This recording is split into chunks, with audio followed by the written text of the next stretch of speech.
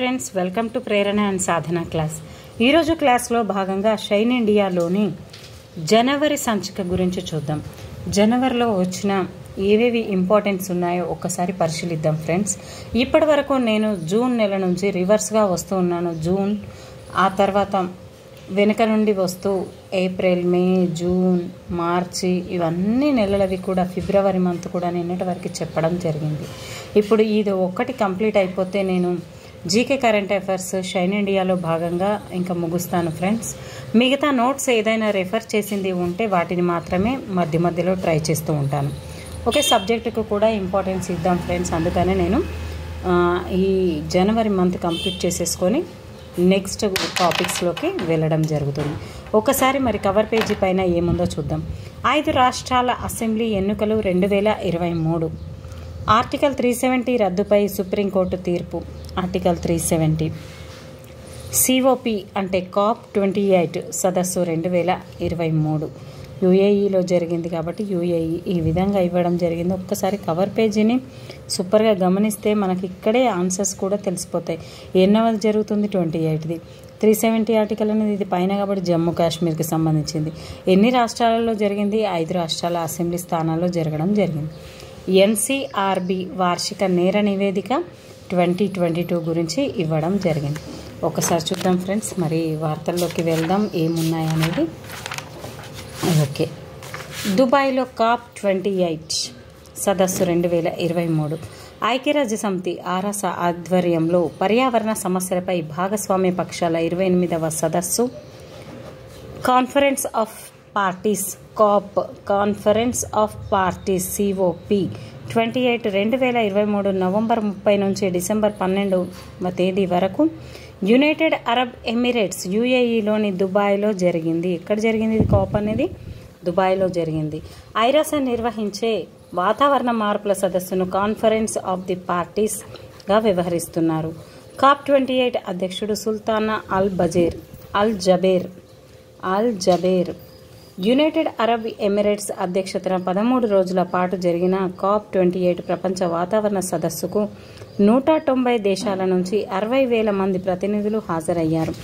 శాస్త్రవేత్తలు, పర్యావరణ కార్యకర్తలు, వాణిజ్యవేత్తలు పాల్గొన్నారు. అయితే ప్రపంచంలో అతిపెద్ద ఆర్థిక వ్యవస్థలైన అమెరికా అధ్యక్షుడు జో బైడెన్, చైనా అధినేత షీ జిన్ పింగ్ మాత్రం ఈ సదస్సుకు హాజరు కాలేదు. ఎవరెవరు రాలేదు అనేది కూడా important friends. Xi Jinping, అదే జో బైడెన్ అమెరికా. 40 దేశాల నుంచి హాజరైన మంత్రులు, విధాన నిర్ణేతలు, సీఈఓలు, మరో 20 సంస్థలు COP 28 చర్చల్లో పాల్గొన్నాయి. ఈ సందర్భంగా పునరుత్పాదక ఇంధనాలు, ఇంధన సామర్థ్యాలు, శిలాజ ఇంధనాల డిమాండ్ సరఫరా, కర్బన రహిత చర్యలపై విస్తృతంగా చర్చించాయి. పేద దేశాలకు వాతావరణ మార్పుల వల్ల జరిగిన నష్టాన్ని భర్తీ చేయడానికి $72 కోట్ల పరిహార నిధిని తొలి రోజు ఏర్పాటు చేశారు. భూతాపం పెరుగుదలను 1.5 సెల్సియస్ డిగ్రీల వద్ద స్థిరీకరించాలన్న ప్యారిస్ తీర్మానం అమలుకు ఎంతవరకు ప్రగతి సాధించామనేది సదస్సులో సమీక్షించారు. తమ డిమాండ్లు, అభ్యంతరాలను ఈ ముసాయిదా ఎంతవరకు పట్టించుకుంటుందో 197 దేశాలు పరిశీలించాయి. భూతాపానికి కారణమైన బొగ్గు, చమురు, సహజ వాయువును పూర్తిగా వదిలించుకోవాల్సిన అవసరాన్ని మొట్టమొదటిసారిగా COP ముసాయిదాలో చేర్చడం విశేషం. COP 28 సదస్సులో మొట్టమొదటిసారి ప్రపంచవ్యాప్త వాతావరణ పరిస్థితిపై సమీక్ష పెట్టారు. చూసారా ఫ్రెండ్స్, మొత్తం కూడా మనకి ఇక్కడ ఏముంది? వాతావరణ సమస్య గురించి తెలియజేసేదే ఉంది. కాబట్టి ఇదంతా కూడా అదే టాపిక్ని మళ్ళీ ఇవ్వడం జరిగింది. ఒకసారి మీరు గమనించారు. COP 28 సదస్సులో చరిత్రాత్మక శిలాజ ఇంధన ఒప్పందానికి ఆమోదం అనేది లభించింది. ప్రపంచంలోనే మొట్టమొదటి గ్లోబల్ కూలింగ్ ప్రతిజ్ఞ. అమెరికా, కెనడా మరియు కెన్యాతో సహా 63 దేశాలు COP 28 సమావేశంలో భాగంగా ప్రపంచంలోనే మొట్టమొదటి గ్లోబల్ కూలింగ్ ప్రతిజ్ఞపై సంతకం చేయడం ద్వారా ఎన్ని దేశాలు చేశాయి? 6 పువ్వులు 3 కాయలు అంటారు కదా, ఆ విధంగా 63. ఇందులో భాగంగా ప్రతిజ్ఞపై సంతకం చేయడం ద్వారా చరిత్ర సృష్టించాయి. ఇందులో భాగంగా 2050 నాటికి శీతలీకరణ ఉద్గారాలను కనీసం 68% తగ్గించాలని అనుకున్నాం. గ్లోబల్ కూలింగ్ ప్లెడ్జ్ అనేది COP 28లో యుఏఈలో జరిగింది. బాకులో COP29 సదస్సు అంటే పర్యావరణ పరిరక్షణే లక్ష్యంగా ఐక్యరాజ్యసమితి నేతృత్వంలో వచ్చే ఏడాది 2024 జరగనున్న 29వ కాన్ఫరెన్స్ ఆఫ్ పార్టీస్ COP29 సదస్సుకు అజర్బైజాన్ దేశ రాజధాని బాకు వేదికగా నిల్వనుంది. అజర్బైజాన్ బాకు. COP27 సదస్సు గతేడాది 2022 నవంబర్ 6 నుంచి నవంబర్ 18వ తేదీ వరకు ఈజిప్టులో సముద్ర తీరంలోని రేవు పట్టణమైన షర్మ్ ఎల్ షేఖ్లో జరగడం జరిగింది. అయితే COP28 సదస్సులో భారతదేశం ఏ విధంగా ఉంది? మరి భారత ప్రధానమంత్రి నరేంద్ర మోడీ అరుదైన గౌరవాన్ని పొందారు. COP28 సదస్సులో ప్రారంభ ప్రసంగం చేశారు. COP సదస్సు అధ్యక్షుడు సుల్తాన్ అల్ జబేర్, UNFCCC కార్యనిర్వాహక కార్యదర్శి సైమన్ స్టెయిల్తో కలిసి ప్రారంభ ప్లీనరీలో పాల్గొన్న ఏకైక దేశాధినేత మోదీని. భూమిని వాతావరణ మార్పుల ప్రభావం నుంచి రక్షించుకునే ఉద్దేశంతో నిర్వహించిన COP28 సదస్సులో భారత ప్రధానమంత్రి నరేంద్ర మోడీ దేశాధినేతల ఉన్నత స్థాయి సదస్సులో మాట్లాడుతూ కీలక ప్రతిపాదనలు చేశారు. భారత్లో ప్రస్తుతం ఉన్న ఉద్గారాల తీవ్రతను 2030 నాటికి 45% తగ్గించడమే తమ లక్ష్యమని ప్రధాని నరేంద్ర మోడీ గారు తెలపడం జరిగింది. ఒక్కసారి చూద్దాం ఫ్రెండ్స్. COP28 మరి 28 అనేది ఇక్కడ UAEలో జరిగింది, 27 ఈజిప్టులో జరిగింది, మరి 29 అజర్బైజాన్ బాకులో జరగనుంది. ఈ విధంగా గుర్తుంచుకోండి ఫ్రెండ్స్. గ్రీన్ క్రెడిట్ యానిమేటివ్ కార్యక్రమం లీడ్ ఐటీ సెషన్లో నరేంద్ర మోడీ ప్రసంగం. COP28 ఆరోగ్య డిక్లరేషన్పై సంతకం చేయాలని భారత్. సాంప్రదాయ పరిష్కారాలను సూచించిన గుజరాతీ మహిళలు. సాంప్రదాయ వస్త్రాలతో COP28 సదస్సుకు హాజరైన గుజరాత్కు చెందిన 2 భారత మహిళలు సంగీత బెన్ రాథోడ్, జసుమతి బెన్ జేదాబాయి పర్మన్లు కొన్ని సాంప్రదాయ విధానాలతో వాతావరణ మార్పుల్ని ఎలా నియంత్రించవచ్చో సదస్సులో సూచించారు. వేపాకులు, గోమూత్రం వంటి వాటిని సేంద్రియ ఎరువులుగా వాడితే రసాయన ఎరువులను ఎలా తగ్గించవచ్చో వారు వివరించారు. ఈ విధంగా ఇక్కడ ప్రత్యేకంగా నిలిచారు ఫ్రెండ్స్. COP28 సదస్సులో మణిపూర్ బాలిక లిసిప్రియా కంగుజం ప్రదర్శన. 2000 COP28 సదస్సులో మణిపూర్కు చెందిన లిసిప్రియా కంగుజం అనే 12 ఏళ్ల బాలిక అకస్మాత్తుగా చర్చా వేదికపైకి చేరి పెట్రోల్, డీజిల్ వంటి శిలాజ ఇంధనాల వాడకాన్ని వ్యతిరేకిస్తూ నినాదాలు చేసింది. ఈ క్రమంలో వేదికపై శిలాజ ఇంధనాలకు ముగింపు పలకండి, మన భూగ్రహాన్ని, భవిష్యత్తును రక్షించండి అని ఫ్లకార్డు పెట్టుకొని నిరసన తెలిపింది. లిసిప్రియా ఈస్ట్ తైమూర్ ప్రత్యేక రాయబారిగా సదస్సుకు హాజరైంది. ఈస్ట్ తైమూర్ నుంచి లిసిప్రియా నేపథ్యం.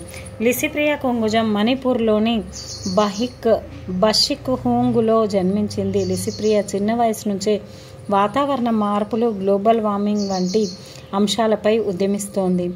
ఎన్నో వేదికలపై ఉపన్యాసాలు ఇచ్చింది. 2018లో ప్రకృతి విధ్వంసంపై మంగోలియాలో ఐక్యరాజ్యసమితి నిర్వహించిన సదస్సులో తండ్రితో కలిసి పాల్గొంది. ఈ సదస్సు స్ఫూర్తితో చైల్డ్ మూమెంట్ అనే సంస్థను మొదలుపెట్టింది.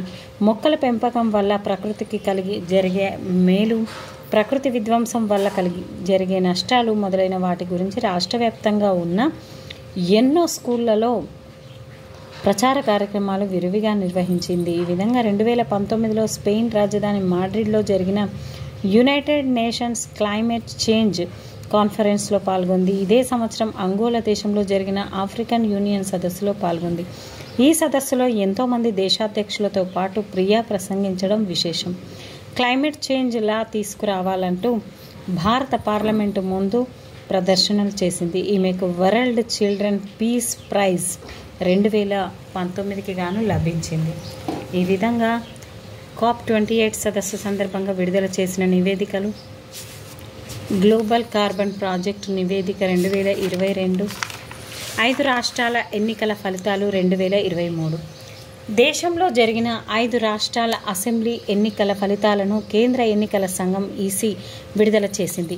తెలంగాణ, మధ్యప్రదేశ్, రాజస్థాన్, ఛత్తీస్గఢ్ రాష్ట్రాల ఎన్నికల ఫలితాలను 2023 డిసెంబర్ 3న విడుదల చేయగా, ఈశాన్య రాష్ట్రం మిజోరాం ఎన్నికల ఫలితాలను మాత్రం ఎన్నికల సంఘం డిసెంబర్ 4న విడుదల చేసింది. ఒక్కసారి చూద్దాం ఫ్రెండ్స్, ఎక్కడెక్కడ తెలంగాణ, మధ్యప్రదేశ్, మధ్యలో రాజు, చెత్త, మిజో.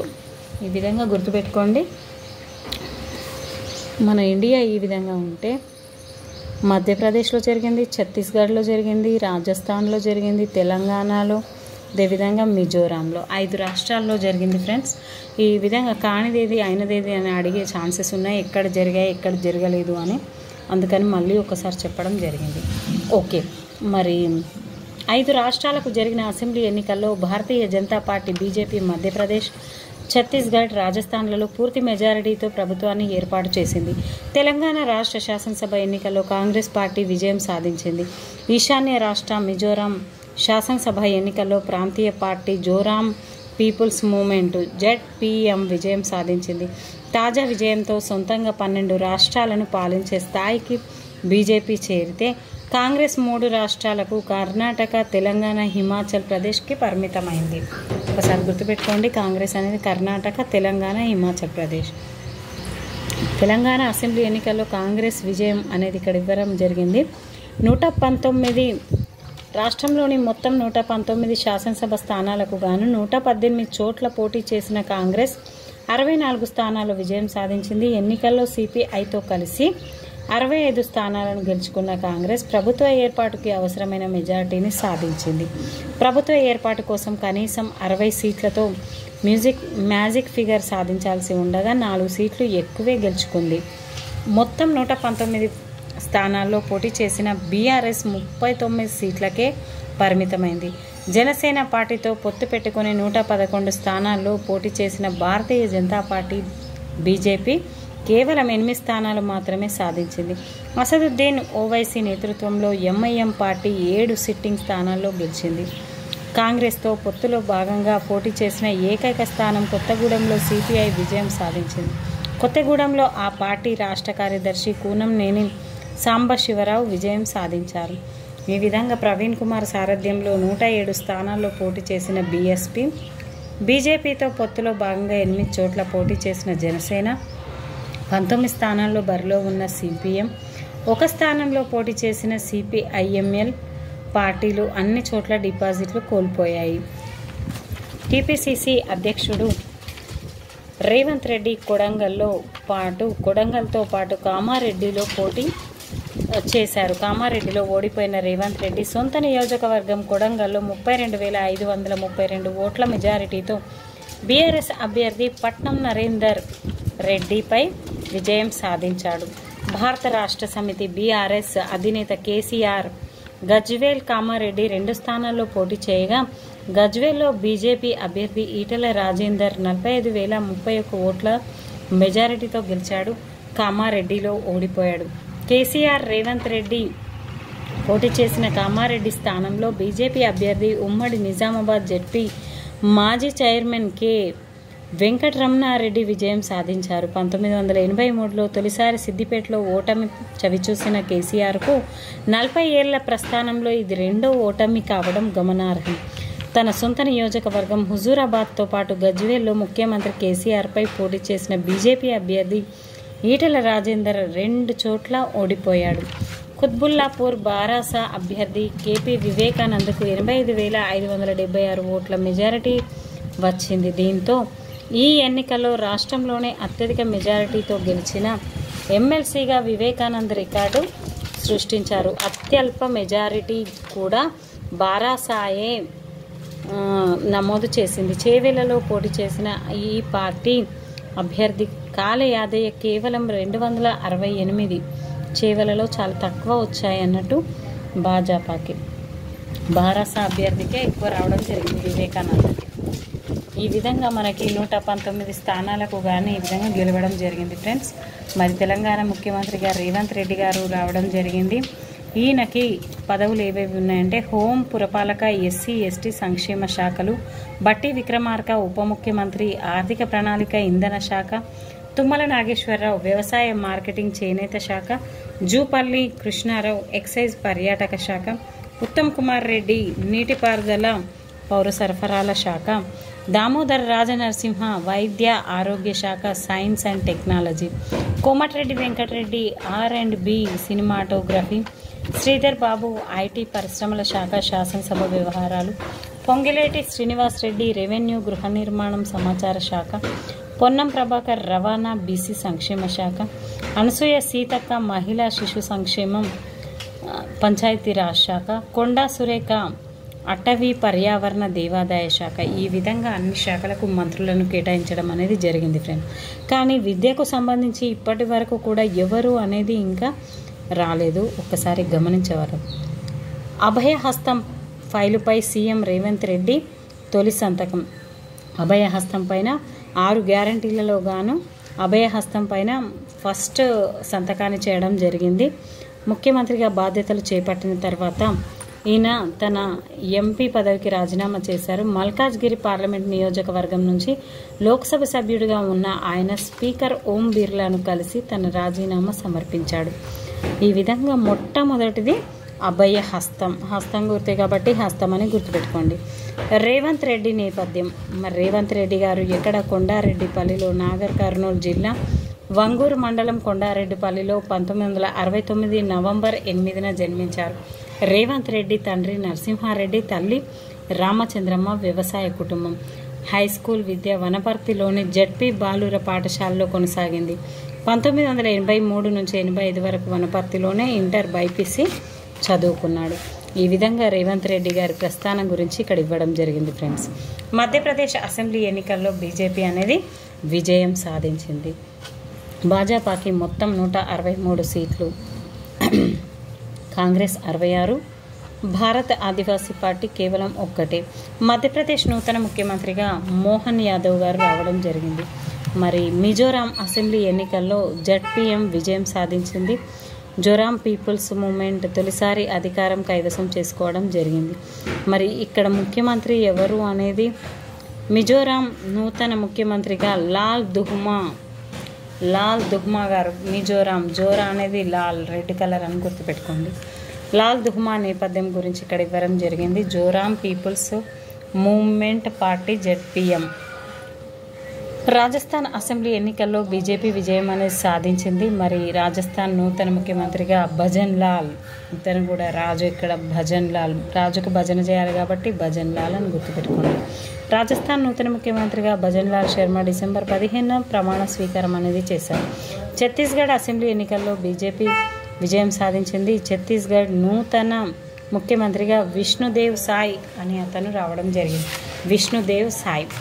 పార్లమెంటులోకి నిరసనకారుల చొరబాటు అనేది జరిగింది. 4 నిందితులపై కింద కేసు నమోదు చేశారు. 2001 పార్లమెంటుపై దాడి నేపథ్యం అనేది ఇక్కడ ఇవ్వడం జరిగింది ఫ్రెండ్స్. ఆర్టికల్ 370 రద్దు రాజ్యాంగ బద్ధమే అని సుప్రీంకోర్టు తెలియజేసింది. జమ్మూ కాశ్మీర్కి స్వతంత్ర ప్రతిపత్తిని కల్పించే ఆర్టికల్ 370ను రద్దు చేయడం రాజ్యాంగబద్ధమేనని సుప్రీంకోర్టు రాజ్యాంగ ధర్మాసనం 2023 డిసెంబర్ 11న కీలక తీర్పు వెలువరించింది. భారతదేశంలో కలిసినప్పుడు కాశ్మీర్కు ప్రత్యేక సార్వభౌమత్వం లేదని వ్యాఖ్యానించింది. ఈ విధంగా 370 ఆర్టికల్ని తొలగించడం అనేది జరిగింది. మరి 2019 ఆగస్టు 5న ఆర్టికల్ 300 రద్దు చేస్తూ పార్లమెంటు నిర్ణయం తీసుకుంది. ఈ విధంగా ఇప్పుడు జమ్మూ కాశ్మీర్ అనేది ప్రత్యేకంగా ఏది కేంద్రపాలిత ప్రాంతంగా ఆమోదించడం జరిగింది ఫ్రెండ్స్ 2019 నుంచి. ఒక్కసారి చూడండి ఆ డేట్ కూడా, ఆ ఇయర్ని కూడా. నెక్స్ట్ ఆర్టికల్ 35A నిబంధన అంశాలు ఇచ్చారు ఇక్కడ. ఆర్టికల్ 370 రద్దు నిర్ణయం అనేది చేయడం జరిగింది. నెక్స్ట్ ప్రగతి పదంలో జమ్మూ కాశ్మీర్ అని ఇవ్వడం జరిగింది ఇక్కడ. నెక్స్ట్ ఉపాధి మరియు నైపుణ్య అభివృద్ధి అనేది జమ్మూ కాశ్మీర్ గురించి మొత్తంగా ఇక్కడ ఇచ్చారు ఫ్రెండ్స్. ఇలా మొత్తం చదువుకుంటూ వెళ్ళిపోతే మనకి సమయం అనేది సరిపోదు ఫ్రెండ్స్. అందుకని నేను ముఖ్యాంశాలు మాత్రమే, ఎవరెవరైతే ముఖ్యమంత్రులు వచ్చారు, వాటిని మాత్రమే ఇప్పుడు చూడడం జరిగింది. కాశ్మీర్ ప్రాంతంలోని వివాదాస్పద ప్రాంతాలు, పాక్ ఆక్రమిత కాశ్మీర్ గురించి ఇక్కడ ఇవ్వడం జరిగింది ఫ్రెండ్స్. అక్సాయ్ చిన్ అనేది కూడా భారత్ చైనా సరిహద్దుల్లో ఉంటుంది. అక్సాయ్ చిన్ గురించి కూడా ఇవ్వడం జరిగింది. ఎన్సీఆర్బి వార్షిక నేర నివేదిక 2022.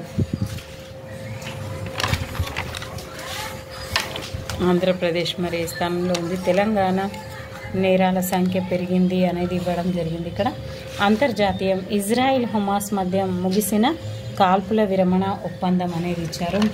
ఇజ్రాయిల్ దేశ రాజధాని ఏంటి, మరి దాని యొక్క కరెన్సీ ఏంటో ఒక్కసారి కామెంట్ రూపంలో పెట్టండి ఫ్రెండ్స్. స్పెయిన్ ప్రధానిగా మరోసారి పెడ్రో షాంచెజ్.